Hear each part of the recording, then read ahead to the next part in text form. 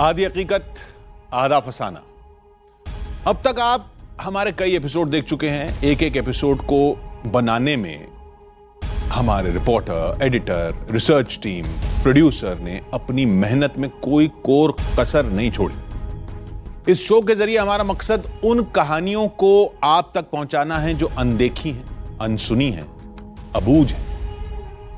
ये सब कुछ ठोस नतीजों के साथ आप तक पहुंचाना हमारे लिए हरगिज आसान नहीं रहा है। इसलिए हमने सोचा इस बार कुछ ऐसा करते हैं जो हमारे शो की अब तक की परंपराओं के पार हो, यानी जो अब तक किया उससे अलग, उससे ज्यादा हैरान करने वाला, उससे ज्यादा रोमांचकारी और सबसे ज्यादा खतरनाक। इसलिए आधी हकीकत आधा फसाना की टीम साहस की तमाम हदों को पार कर मौत से मुकाबला करने चल निकली है।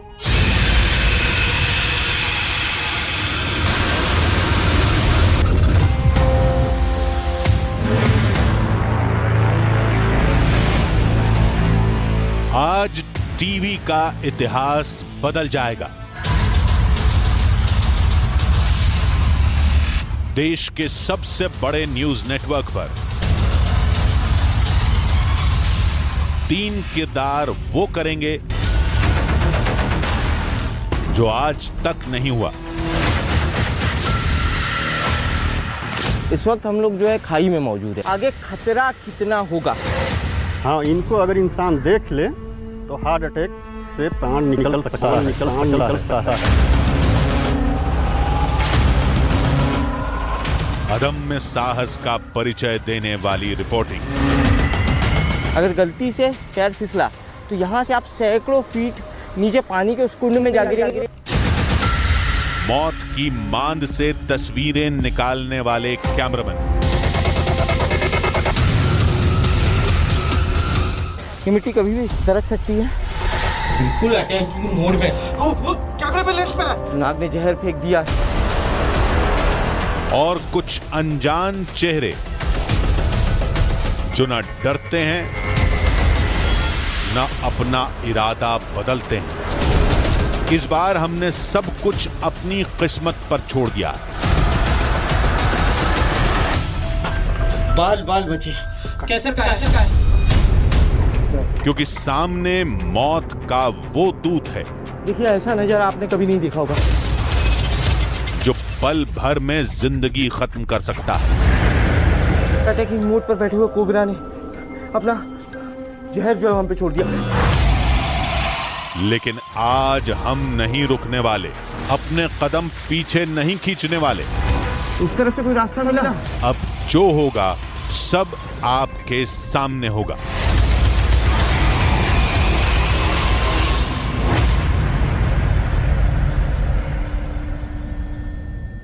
यह तो बस एक छोटा सा हिस्सा था जो अभी आपने देखा।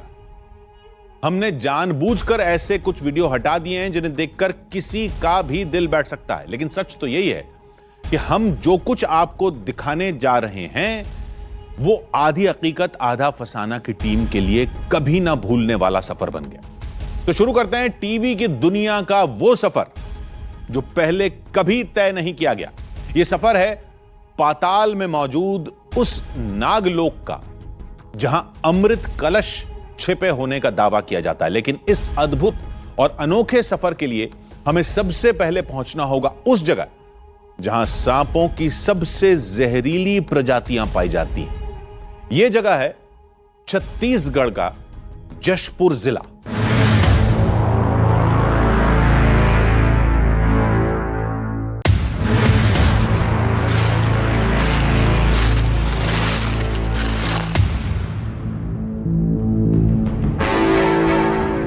वहां आज तक कोई नहीं पहुंचा।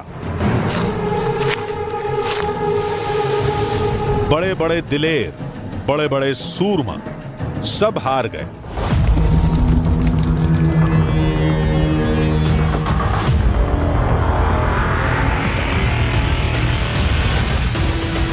हौसले की हर उड़ान वहां पहुंचने से पहले ढेर हो गई। लेकिन आज आधी हकीकत आधा फसाना की टीम आपको लेकर चलेगी उस पाताल तोड़ गुफा तक जहां विषधरों का बसेरा है। जहरीले नागों का पहरा है और कदम कदम पर बहती मायावी मौत का झरना है।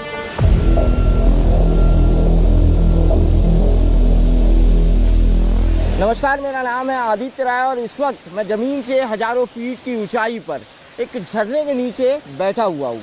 लेकिन इस बार कहानी हमें ऊंचाई से ले जाएगी हजारों फीट नीचे खाई में। कहानी है पाताल की और पाताल में मौजूद नागलोक की। और उस रहस्यमय नागलोक तक पहुँचने के लिए आपको हमारे साथ जशपुर के इस इलाके का, छोटा नागपुर के इस पठार का, इस जंगल का बेहद ही खतरनाक और हैरत अंगेज सफ़र तय करना होगा। दावों और कहानियों से भरे नए पिटारे को थाम कर हम उस गुमनाम सड़क पर निकल पड़े जो झारखंड और छत्तीसगढ़ के बियाबान बीहड़ों से होकर गुजरती है। दावा किया जाता है जशपुर के इन्हीं घनघोर जंगलों से कहीं एक दुर्गम रास्ता जाता है जो हमें अमृत कलश वाली उस पाताल गुफा तक पहुंचा सकता है, जिसे नागलोक का द्वार भी कहते हैं। लेकिन सवाल यह है कि आखिर हम वहां कैसे पहुंचेंगे जहां अब तक कोई नहीं पहुंच सका। इसलिए हमें किसी ऐसे शख्स को पकड़ना था जो हमारे लिए रहस्यमयी रास्ते की कड़ियों को खोल सके। जल्द ही हमारी गाड़ी के ब्रेक दनगरी पंचायत के सामने जाकर लग गए। वहां हमारी मुलाकात हुई जुगनू यादव नाम के शख्स से।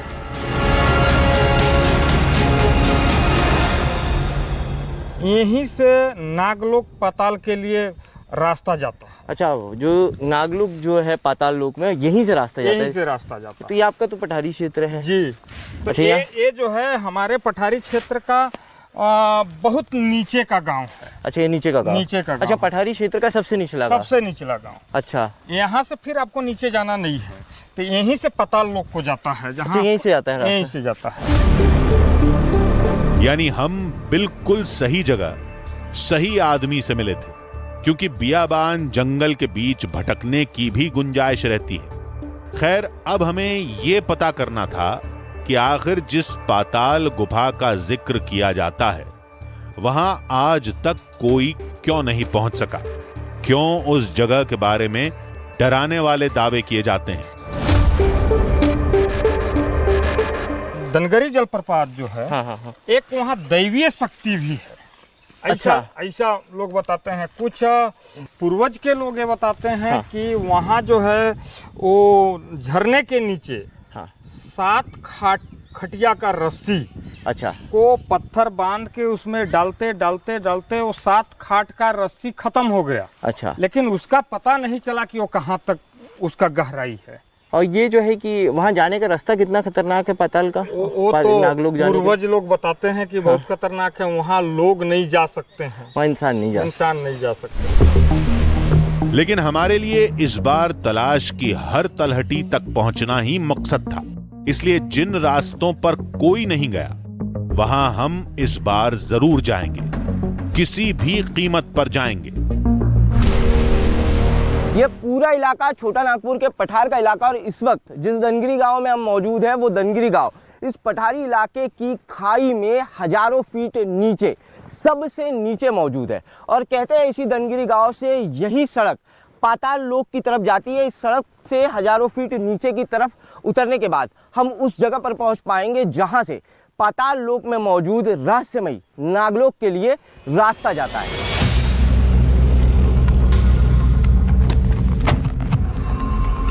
सांपों का खतरा बहुत ज्यादा था, इसलिए एक स्नेक एक्सपर्ट को बुला लिया। एक जगह हमें जो है यहाँ से जाना है दनगिरी वाटरफॉल। दनगिरी पूरा वाटरफॉल चल रहा है, उसके बाद हजारों फीट नीचे खाई में उतरना है। वहाँ एक गुफा है। लोगों का कहना है कि वहाँ से विशालकाय सर्प निकलते हैं और नागलोक के लिए वहीं से रास्ता जाता है। हमें वहाँ जाना है।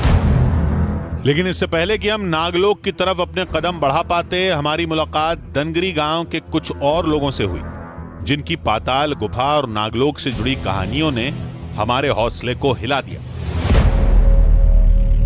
जिसका दिल मजबूत होगा वही जा पाएगा वहाँ, अच्छा, सब नहीं जा पाएगा। बहुत दुर्गम रास्ता है, बहुत दुर्गम, बहुत कठिन रास्ता है। हालांकि अभी तक प्रमाणित नहीं हुआ है कि वहाँ कोई गया है। अच्छा, अभी तक प्रमाणित नहीं हुआ, प्रमाणित नहीं हुआ है। और उसमें बताते हैं कि बहुत विशाल विशाल सर्प अच्छा रहते हैं। इतने बड़े बड़े सर्प हैं जो कि इंसान को, जानवर को भी निगल सकते हैं। इतने बड़े सर्प, इतने बड़े बड़े सर्प हैं। दनगिरी वाटरफॉल की असंभव चढ़ाई इंसानों को निगल जाने वाले सांप, ये अभी तक सिर्फ कहानियों में सिमटा था कि अचानक गांव के ही एक शख्स ने मोबाइल में कैद सबूत भी हमारे सामने पेश कर दिए। यहाँ पे सर बहुत बड़े बड़े विशाल सांप अभी भी देखे जाते हैं। मैं कुछ एक पिक लिया था, पिक्चर मोबाइल में। आपको अच्छा, खुद लिए थे? जी सर, मैं दिखा रहा हूँ आपको। ये अजगर है सर, ये करीब मोटाई में बहुत मोटी थी, इतनी मोटी थी, और लंबाई लगभग 3-4 मीटर की रही होगी। ये देखिए, बकरी उकरी को पकड़ लेते हैं सर। 2.5 फीट 3 फीट की हाइट तो रहती होगी। हाँ, आराम से 2.5-3 फीट। भेड़ बकरी जो रहती है, जी जी, उसको जो है निगल लेता है। हाँ, निगल लेता है। इतना बड़ा जी, अभी कुछ दिन पहले निगल लिया था। सुनी सुनाई कहानियां अब सच लगने लगी थीं, यानी बिना पूरी तैयारी के जाना मौत को दावत देना होगा। इसलिए अब आगे बढ़ने से पहले आधी हकीकत आधा फसाना की टीम ऐसे लोगों की तलाश में जुट गई जिन्होंने कभी मौत के उस झरने को पार करने की कोशिश की हो। वहाँ ना बैठने की जगह, ना कुछ चीज़ पकड़ने की जो हम पकड़ सके, सुरक्षित रह सके, ऐसी कुछ भी चीज़ नहीं थी। और सिर्फ चट्टान, वो भी एकदम फिसलने वाली। पानी तेज़ से आता है, फुहारा मार के पूरा गीला कर जाता है, गीला कर देता है। उसमें पैर रखिएगा, आप फिसल जाइएगा। ऐसे स्थिति में हम लोग थे। पूरा गला वाला सब सूख गया था, हाथ पांव कांप रहे थे पूरा। ऐसा घबराहट तो मैंने ज़िंदगी में पहली बार देखा सर। यहाँ से बच के अगर निकल गए तो बहुत बड़ी बात है। अभी भी जैसे वो घटना को मैं याद करता हूँ, जो बीती हुई बात को याद करता हूँ, तो अभी तक मेरे रोंगटे खड़े हो जाते हैं। सोनू यादव के चेहरे पर डर की अमिट छाप थी, लेकिन क्या उस टोली के दूसरे साथियों ने भी ऐसा ही अनुभव किया? इसे समझने के लिए हमने 2 और लोगों से बात की। बहुत भयानक है सर, सामान्य आदमी तो उसमें चढ़ ही नहीं सकता है सर। सर देखिए, चढ़ने के लिए तो आज तक कोई चढ़ा नहीं है। वहाँ इतना खाइए है ना सर कि गिरते तो हम लोग का मौत के सिवा दूसरा कुछ नहीं होता। चट्टान केवल है, वहाँ गिरते तो किसी कीमत से नहीं बचते। मौत से बचे हैं सर, मौत से बचे हैं। तीनों की बात सुनकर ऐसा लगा जैसे अतीत की वो भयानक याद आज भी साए की तरह उनके पीछे पड़ी है। और शायद यही वजह थी कि जब हमने उनसे अपने साथ चलने को कहा तो सबने एक सुर में ना कर दी। अब तो नहीं जा पाऊंगा सर मैं वहाँ, क्योंकि उसके बारे में मैं याद करता हूँ तो मेरा ऐसे हालत हो जाता है, जाने का तो नहीं सोच सकता सर। मैं वहाँ जाबे नहीं करूँगा, इतना डरे हो गया मेरे को सर। मैं भगवान से दुआ मांगता हूँ कि वैसा घटना नहीं हो। दहशत से भरे इन स्याह पन्नों पर जो कुछ लिखा था उससे अब इतना तो पता चल ही चुका था कि अगर पाताल लोक के पहले दरवाजे तक पहुंचना है तो सैकड़ों फीट ऊंचे दनगिरी वाटरफॉल को पार करना ही होगा। लेकिन अब सवाल यह था कि यह सब हम कैसे करेंगे।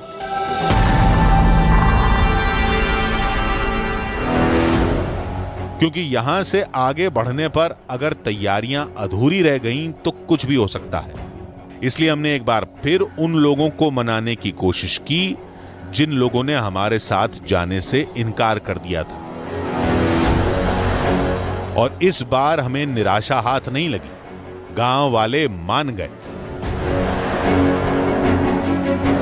इसलिए नए जोश के साथ मोटरसाइकिल पर सवार होकर आधी हकीकत आधा फसाना की टीम उस रास्ते पर आगे बढ़ने लगी जिसे पाताल लोक तक पहुंचने का पहला पड़ाव कहा जाता है।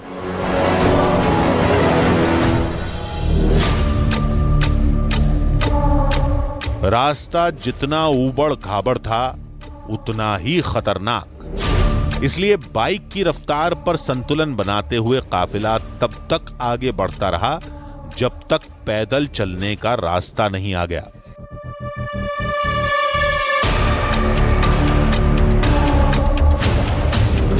एक पड़ाव पर मोटरसाइकिलों को लगाकर अब हमारी टीम पहाड़ी रास्ते पर नीचे उतरने लगी।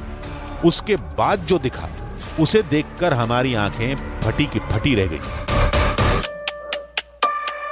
सूर्य की रोशनी में चमचमाता एक विशालकाय झरना हमारे सामने था।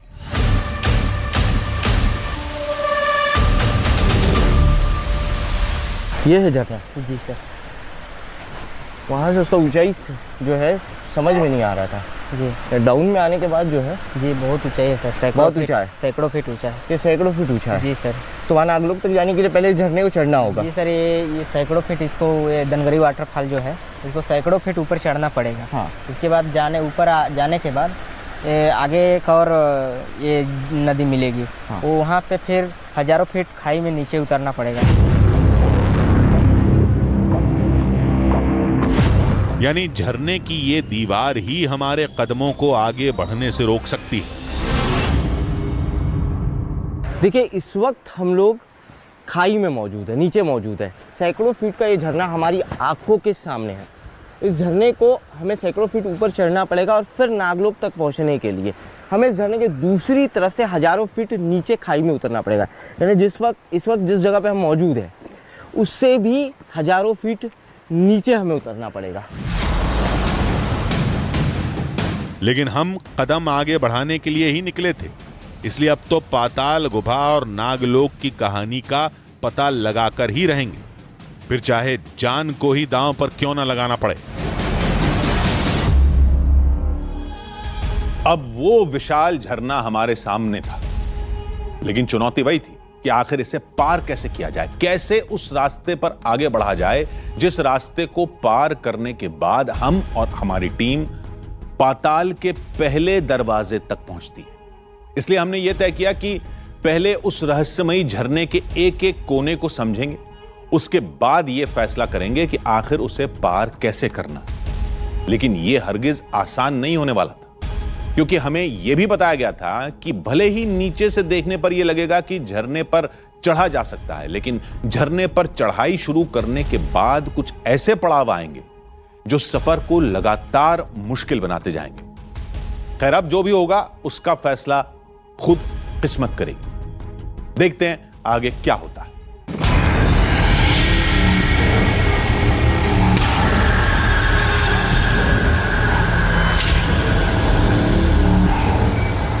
झरना किसी विशाल दीवार की तरह हमारा रास्ता रोके खड़ा था।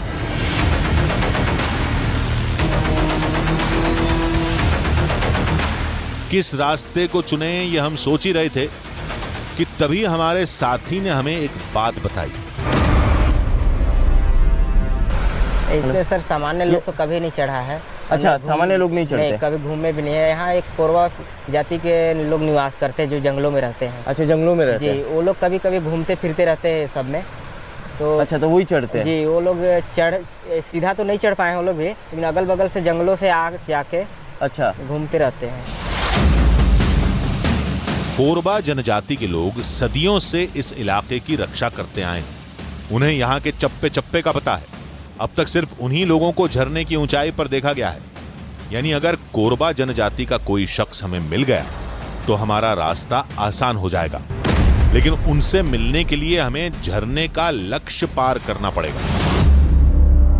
हमारे सफर का पहला पड़ाव है दनगिरी का वाटरफॉल, और इस वाटरफॉल को सिर्फ अभी हमने चढ़ना शुरू किया है, लेकिन आगे खतरा कितना होगा इसका अंदाज़ा हमने यहीं से लगा लिया है। अभी करीब जो है 150 फीट की हाइट पे हम आए हैं, और यहाँ से नीचे एक तरफ पूरी खाई है और दूसरी तरफ एक छोटा सा रास्ता है पगडंडी की तरह, और इस रास्ते पे हमें चलना है।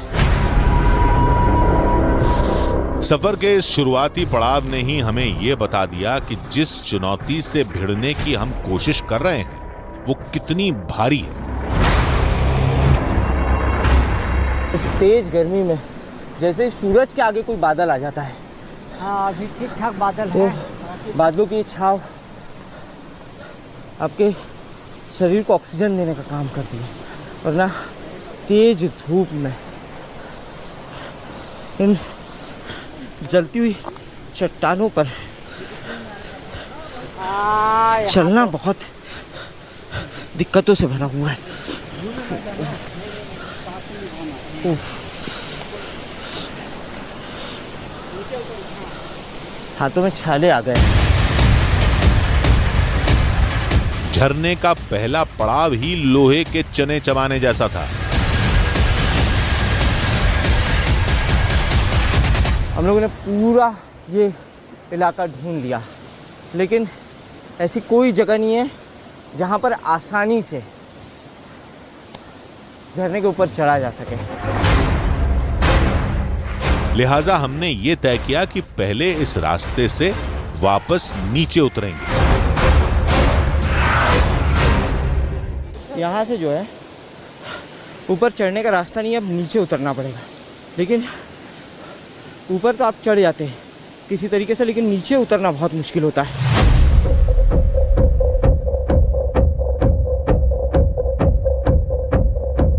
नश्तर सी चुभने वाली चट्टानों से हम जैसे तैसे नीचे उतरे, खुद को थोड़ी तरावट दी और फिर नए रास्ते को समझने लगे। धनगिरी के इस वाटरफॉल पे आप सीधे नहीं चढ़ सकते। सीधे पथरीली और खड़ी चट्टानें हैं जिनसे पानी बह रहा है, तेज गति से पानी बह रहा है। आप सीधे नीचे की तरफ आएंगे, राइट साइड में देखेंगे तो राइट साइड में बिल्कुल नुकीली और एकदम सपाट चट्टानें जिन पे चढ़ना बिल्कुल नामुमकिन है। और मेरे लेफ्ट साइड में चट्टानें जो है एकदम पथरीली चट्टानें हैं, लेकिन चट्टानें इस तरीके से है कि आप उनमें चढ़ नहीं पाएंगे। कुछ ऊंचाई पर चढ़ते ही उम्मीद का एक छोटा सा दरवाजा खुल गया, क्योंकि खतरों से खेलते हुए अब हमें आगे जाने का रास्ता दिख चुका था। इसलिए हमने नीचे मौजूद साथियों को भी ऊपर आने की ओर इशारा कर दिया। आप लोग भी आ जाइए, बहुत संभल के आइएगा। यहाँ से रास्ता दिखाई दे रहा है ऊपर की तरफ जाने का, लेकिन बहुत संभल के आइएगा।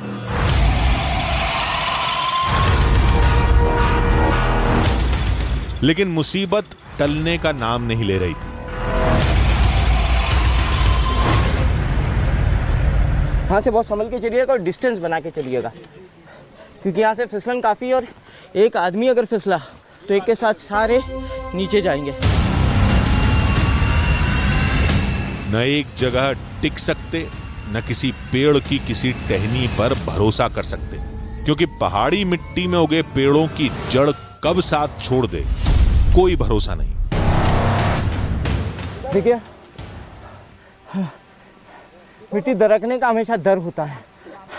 ये मिट्टी कभी भी दरक सकती है। इसके अंदर ये जो पेड़ों की सूखी टहनियाँ हैं, इनको पहले थोड़ा सा आप चेक कर लीजिए ऊपर चढ़ने से पहले। झरने के दूसरे पड़ाव तक अब हम पहुंच चुके थे। जान को खतरे में डालकर झरने के इस दूसरे पड़ाव तक हम पहुंच गए। अब यहाँ से हमें झरने के उस तीसरे चरण तक पहुंचना है। लेकिन आने वाले ये कुछ घंटे कितने भारी साबित होने वाले हैं, ये न तो आधी हकीकत आधा फसाना की टीम जानती थी और न ही गांव वालों की टोली। इस वाटरफॉल के तीसरे पड़ाव पर आप पहुंच गए। यहाँ 3 कुंड है और इसके ऊपर है झरने का टॉप।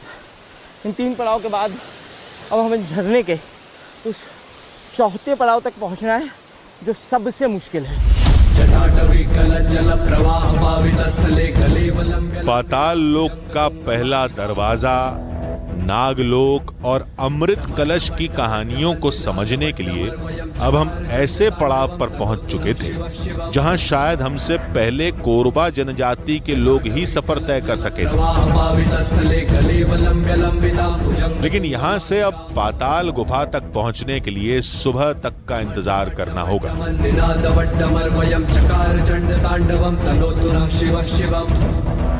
धनगिरी वाटरफॉल की सबसे ऊंचाई पर हम लोग पहुंच चुके हैं। सुबह की पहली किरण के साथ हमने धनगिरी के इस वाटरफॉल की चढ़ाई शुरू की थी और अब रात हो चुकी है।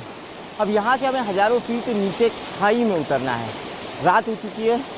एक सुरक्षित जगह देखकर रात रुका जाएगा और उसके बाद दूसरे दिन फिर खाई में पाताल लोक की तरफ जाने का सफ़र फिर से शुरू किया जाएगा। यानी रात यहीं बितानी होगी, इसी बियाबान, इसी सन्नाटे में, जहां रात होते ही जंगली जानवरों की रोंगटे खड़े कर देने वाली आवाजें सुनाई देने लगती हैं। मुसीबत तब और बढ़ गई जब हमें खाई के दूसरी तरफ मौजूद जंगलों में लगी आग के बारे में बताया गया। जंगल में जिस जगह पे आग लगी है और जिस पहाड़ पे हम मौजूद हैं, दोनों के बीच में खाई है और उसी खाई में हमें जाना है। लेकिन रात में जंगल में सफ़र तय करना ठीक नहीं है, जंगली जानवरों का खतरा होता है। लेकिन एक बात का ध्यान रखना होगा, यहाँ आग नहीं जलाई जा सकती। चारों तरफ सूखे पेड़ पत्ते हैं, ऐसे में अगर यहाँ आग जलाई तो चारों तरफ ये सूखे पत्ते जो है कि पूरी आग पकड़ लेंगे और पूरे जंगल में आग लग जाएगी। ऐसा लग रहा था कि बाजी उल्टी पड़ गई है।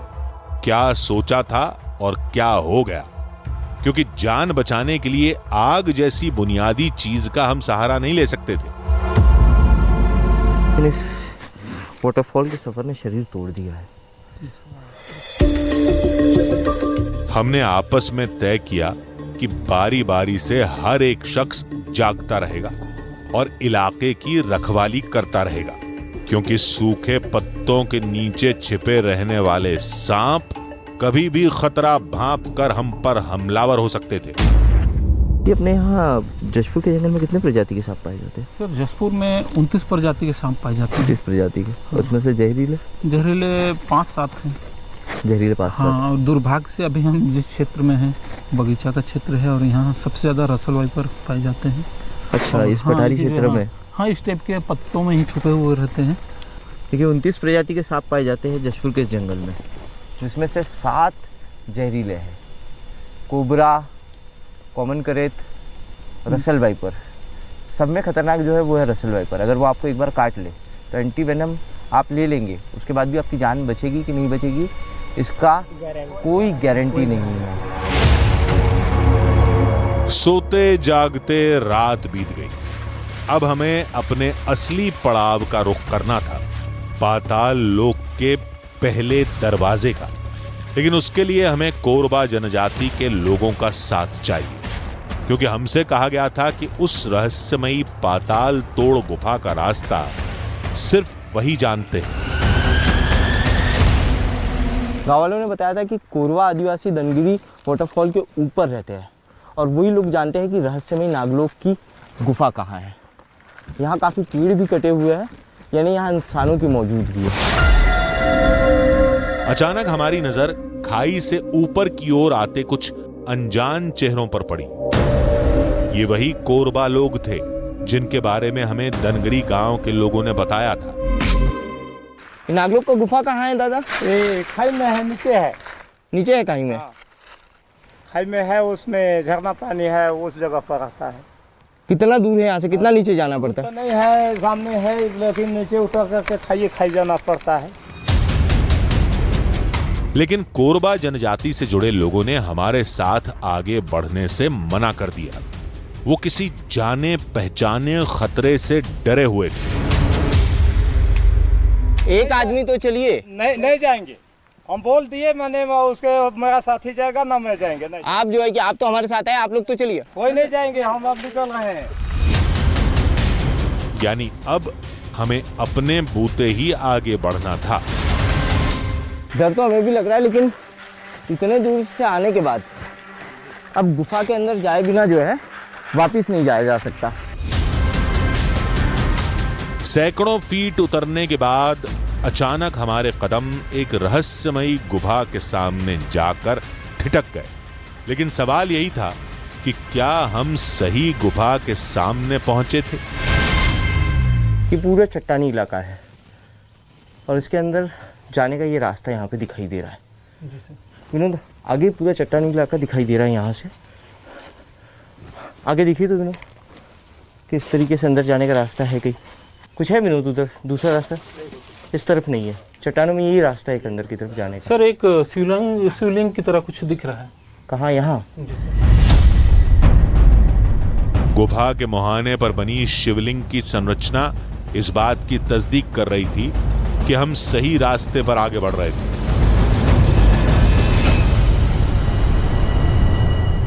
देखिए पूरा शिवलिंग का ये आकार है। यहाँ पर काई जमी हुई है। गुफा के प्रवेश द्वार पर ये है। जैसे ही अंदर जाते हैं यहाँ से पानी जो है, यहाँ से पानी रिस रहा है और हो सकता है कि बारिश के मौसम में गुफा के अंदर से पानी बाहर आता हो और यहाँ पानी का बहाव रहता हो, जिसकी वजह से काई जमी हुई है।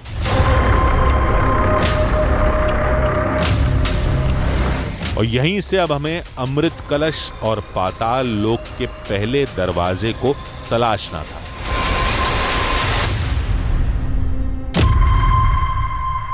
लेकिन गुफा के भीतर का रास्ता आसान नहीं था। ऐसा लग रहा था कि किसी बांबी की तरह ये गुफा भी सांपों का घर हो। ये गुफा में कई जगह ऐसी है जैसे आपको बिल्कुल इस तरीके से रेंगना होता है। सर्पों की तरह इंसानों के जाने की जगह नहीं है यहाँ। दावे के मुताबिक ये गुफा विशाल काय नागों का घर है, इसलिए आगे बढ़ने से पहले एक एक कदम फूंक फूंक कर रखना पड़ रहा था। शिवलिंग से आप गुफा के अंदर जैसे ही 20 फीट आते हैं, गुफा के अंदर घनघोर अंधेरा छा जाता है। गुफा के अंदर से पानी बह के आ रहा है, यहाँ पानी जमा है और यहाँ आप गुफा में खड़े हो सकते हैं।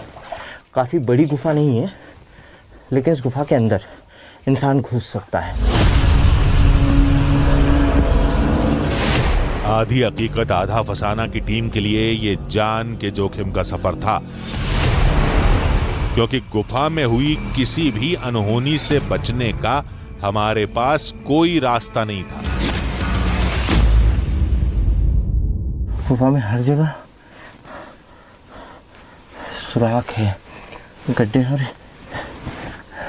इन सुराखों में जो है वो सर्प रहते हैं।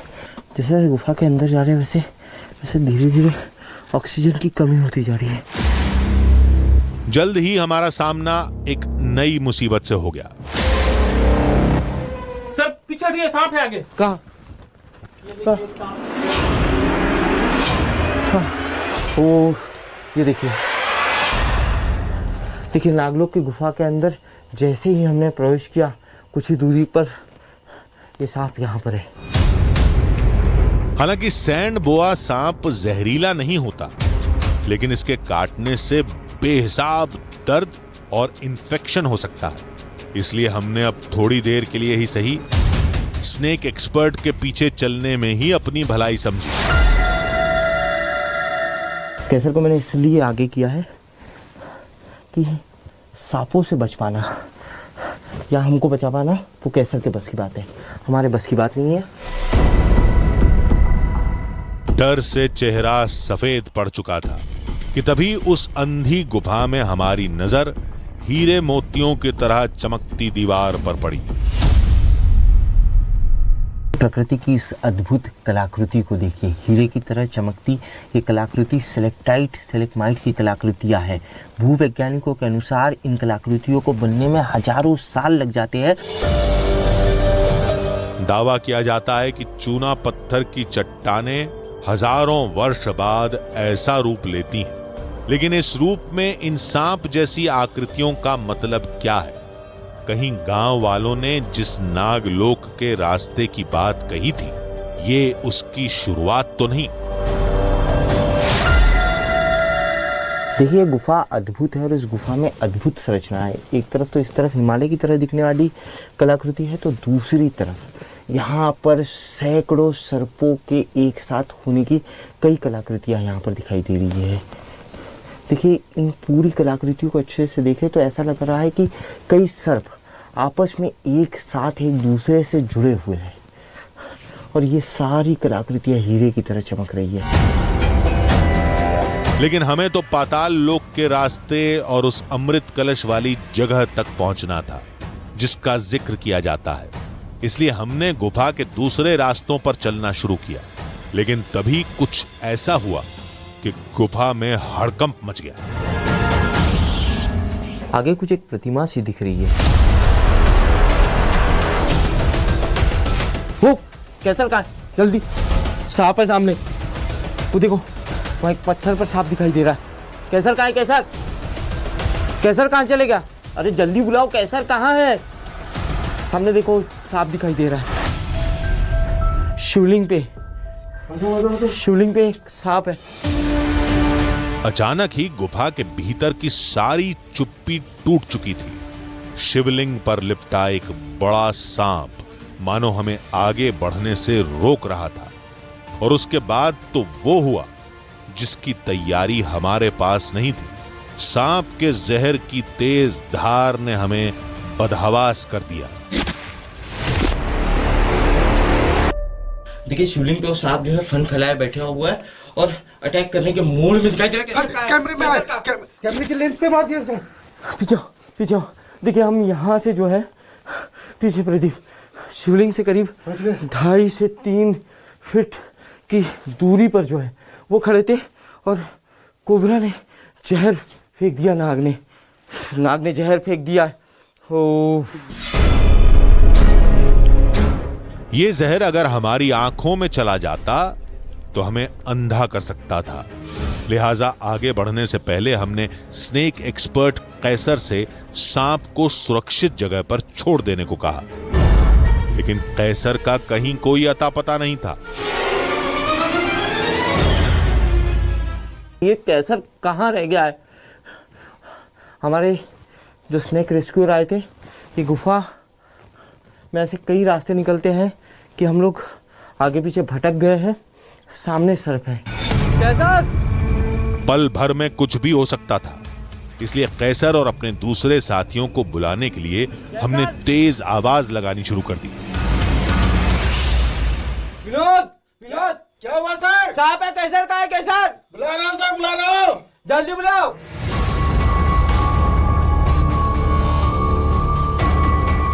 और फिर कैसर अचानक हमारे सामने थे, लेकिन इतनी देर में हमारी घबराहट 7वें आसमान पर जा पहुंची थी।